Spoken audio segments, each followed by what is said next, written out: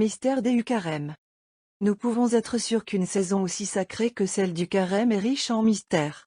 L'Église en a fait un temps de recueillement et de pénitence, en préparation de la plus grande de toutes ces fêtes. Elle y apporterait donc tout ce qui pouvait exciter la foi de ses enfants et les encouragerait à passer par l'œuvre ardue de l'expiation de leurs péchés. Pendant la Septante, nous avions le nombre 70, qui nous rappelle ces 70 années de captivité à Babylone, après quoi le peuple élu de Dieu, purifié de l'idolâtrie, devait retourner à Jérusalem et célébrer la Pâque. C'est le nombre 40 que l'Église nous apporte maintenant, un nombre, comme l'observe saint Jérôme, qui dénote la punition et l'affliction. Dans Ézéchiel, ch. 29. Souvenons-nous des 40 jours et 40 nuits du déluge, Genèse 7h12, envoyé par Dieu dans sa colère, quand il s'est repenti d'avoir fait l'homme et détruit toute la race humaine à l'exception d'une famille. Considérons comment le peuple hébreu, en punition de son ingratitude, a erré 40 ans dans le désert, avant d'être autorisé à entrer dans la terre promise. Nombre 14h33, écoutons notre Dieu commander au prophète Ézéchiel de reposer 40 jours sur son côté droit, comme figure du siège qui devait entraîner la destruction de Jérusalem. Ézéchiel 4:2.6. Il y a deux personnes dans l'Ancien Testament qui représentent les deux manifestations de Dieu. Moïse, qui caractérise la loi, et Élias, qui est la figure des prophètes. Les deux sont autorisés à s'approcher de Dieu, le premier sur le Sinaï, Exode 24:18, le second sur Horeb, 1 Roi 19:2.8, mais tous deux doivent se préparer à la grande faveur par un jeûne expiatoire de 40 jours. Avec ces faits mystérieux devant nous, nous pouvons comprendre pourquoi le Fils de Dieu, devenu homme pour notre salut et désireux de se soumettre à la douleur du jeûne, a choisi le nombre de 40 jours. L'institution du carême est ainsi présentée devant nous avec tout ce qui peut impressionner l'esprit par son caractère solennel, et par son pouvoir d'apaiser Dieu et de purifier nos âmes. Regardons donc au-delà du petit monde qui nous entoure, et voyons comment tout l'univers chrétien offre, en ce moment même, ces 40 jours de pénitence en sacrifice de propitiation à la majesté offensée de Dieu. Et espérons que, comme dans le cas des Ninivites, il acceptera avec miséricorde l'offrande de notre expiation de cette année et nous pardonnera nos péchés. Le nombre de nos jours de carême est donc un saint mystère. Apprenons maintenant, à partir de la liturgie, dans quelle lumière l'Église voit ses enfants pendant ces 40 jours. Elle les considère comme une immense armée, luttant jour et nuit contre leurs ennemis spirituels. Nous nous souvenons comment, le mercredi des cendres, elle appelle le carême une guerre chrétienne. Pour que nous puissions avoir cette nouveauté de vie, qui nous rendra dignes de chanter une fois de plus notre Alléluia, nous devons vaincre nos trois ennemis, le diable, la chair et le monde. Nous sommes des compagnons de combat avec notre Jésus, car lui aussi se soumet à la triple tentation, suggérée par Satan en personne. Par conséquent, nous devons avoir sur notre armure, et regarder sans cesse. Et alors qu'il est de la plus haute importance que nos cœurs soient fougueux et courageux, l'Église nous donne un champ de guerre que le ciel a lui-même créé, qui peut enflammer même les lâches avec l'espérance de la victoire et la confiance en l'aide de Dieu. C'est le 90e psaume, qui habite in adjutorio, dans l'office de Compline. Elle insère le tout dans la messe du premier dimanche de carême, et introduit chaque jour plusieurs de ces versets dans l'office férial. Elle nous dit là de compter sur la protection, par laquelle notre Père Céleste nous couvre, comme d'un bouclier, scuto circumdabi in veritas eius, office de personne. D'espérer à l'abri de ses ailes, et sub peni eius sperabi, sext. D'avoir confiance en lui. Pour cela il nous délivrera du piège du chasseur, ipse liberavim de l'aceo venantium, tierce, qui nous avait volé la sainte liberté des enfants de Dieu. De compter sur le secours des saints anges, qui sont nos frères, à qui notre Seigneur a confié la charge de nous garder dans toutes nos voies, Angelis sumam David te, ut custodiant in omnibus vistui, laude et vêpres, et qui, lorsque Jésus a permis à Satan de le tenter, ont été les témoins adorés de son combat, et s'approcha de lui, après sa victoire, lui offrant leur service et leur hommage.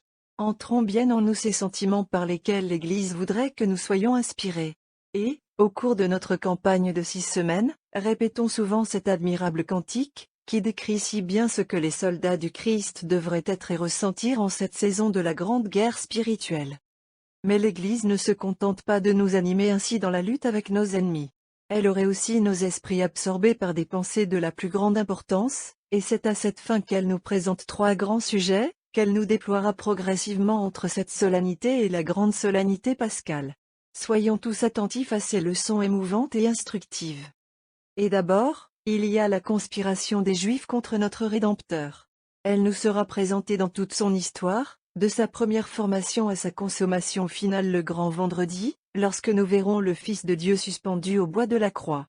Le fonctionnement infâme de la synagogue nous sera présenté si régulièrement que nous pourrons suivre l'intrigue dans tous ses détails.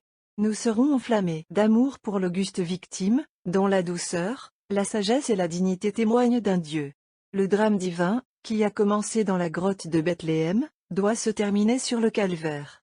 Nous pouvons y contribuer, en méditant sur les passages de l'Évangile qui nous sont lus par l'Église en ces jours de carême. Le second des sujets qui nous sont offerts, pour notre instruction, exige que nous nous souvenions comment la fête de Pâques doit être le jour de la nouvelle naissance pour nos catéchumènes. Et comment, dans les premiers âges de l'Église, le carême était la préparation immédiate et solennelle donnée aux candidats au baptême. La sainte liturgie de la saison actuelle conserve une grande partie de l'instruction qu'elle avait l'habitude de donner aux catéchumènes.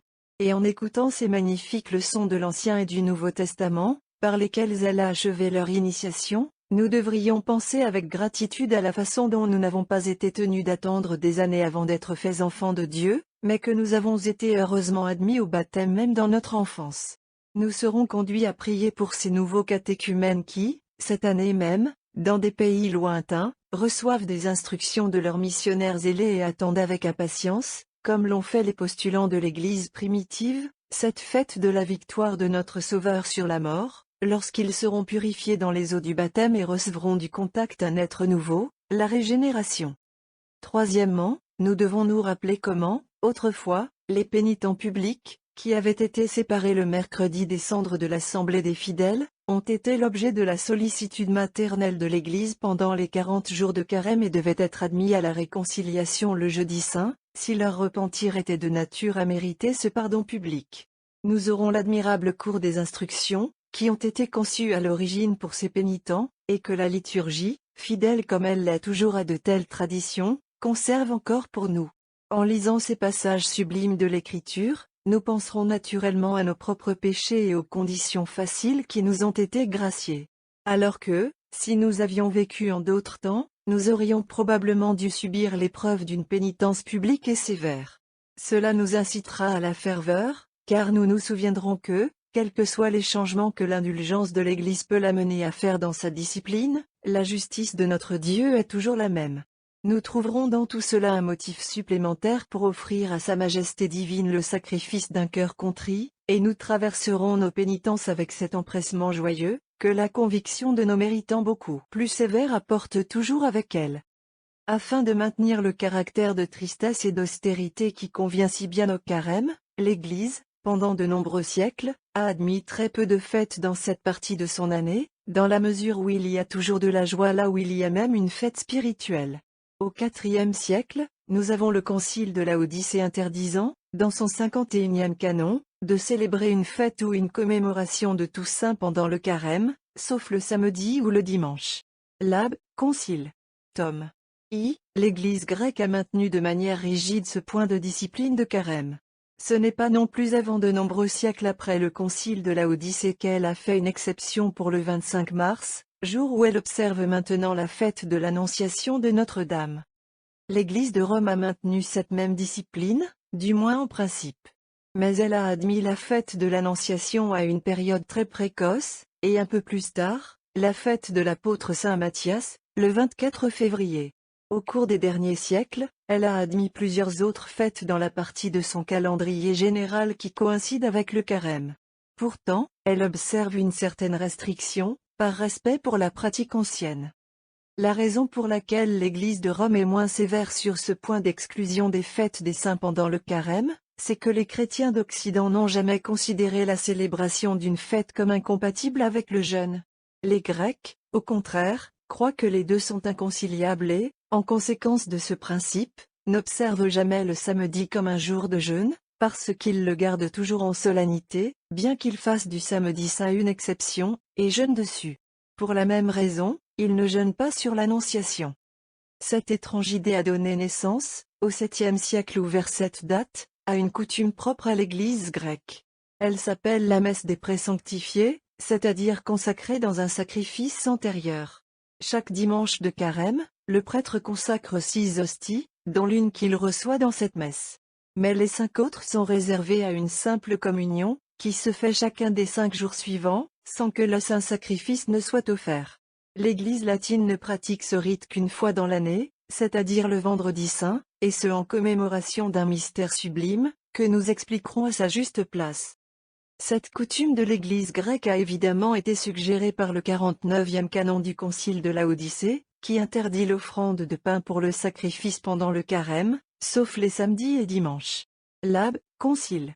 Tome I. Les Grecs, quelques siècles plus tard, ont conclu de ce canon que la célébration du saint sacrifice était incompatible avec le jeûne. Et nous apprenons de la controverse qu'ils eurent, au IXe siècle, avec le légat Humbert, contre Anicetam Tome 4, que la messe des présanctifiés, qui n'a pas d'autre autorité sur laquelle reposer qu'un canon du célèbre concile de Trullo, Can. 52. Lab, Concile.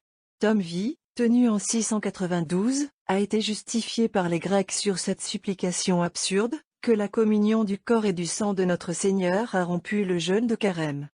Les Grecs célèbrent ce rite le soir, après les vêpres, et le prêtre seul communique, comme cela se fait maintenant dans la liturgie romaine du Vendredi saint.